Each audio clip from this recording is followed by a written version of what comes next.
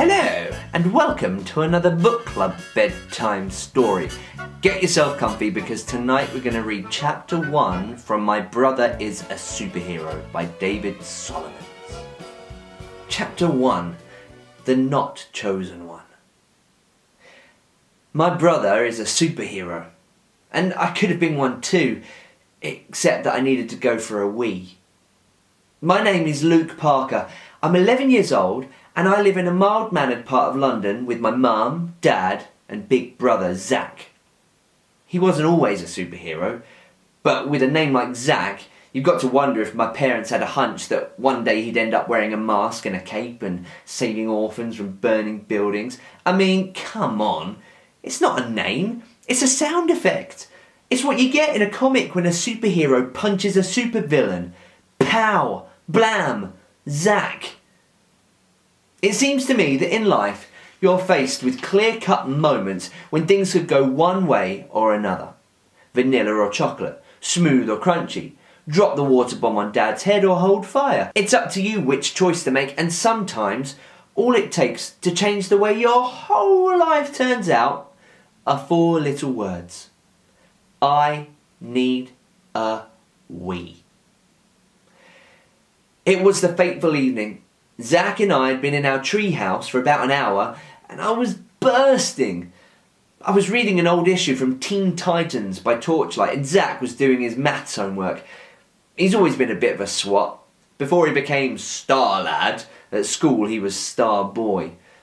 But then go, he said, solving another quadratic equation with a flick of his pencil.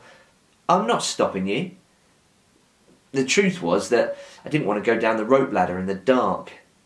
It'd been hard enough climbing up it in the first place. It's not that I'm unfit or anything, but put it like this, you won't ever see me on an Olympic podium.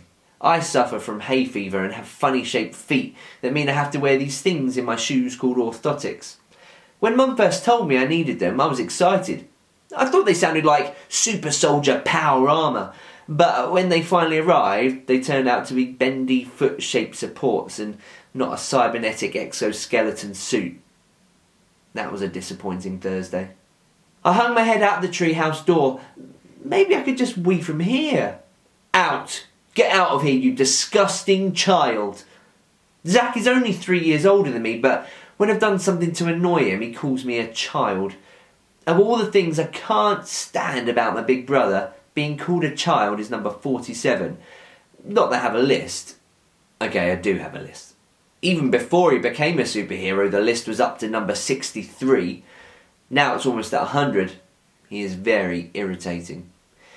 I climbed down the rope ladder and went into the house. I did a wee. When I returned to the treehouse a few minutes later, Zach was sitting there silently in the dark. I knew something was up because he'd stopped doing his homework. I grabbed my torch and levelled the beam in his face. He didn't even blink. Zach, are you all right? He nodded. Are you sure? You look different. He nodded again, very slowly, like he was working out some complicated thought in his head, and then said in a croaky voice, I think something amazing just happened to me.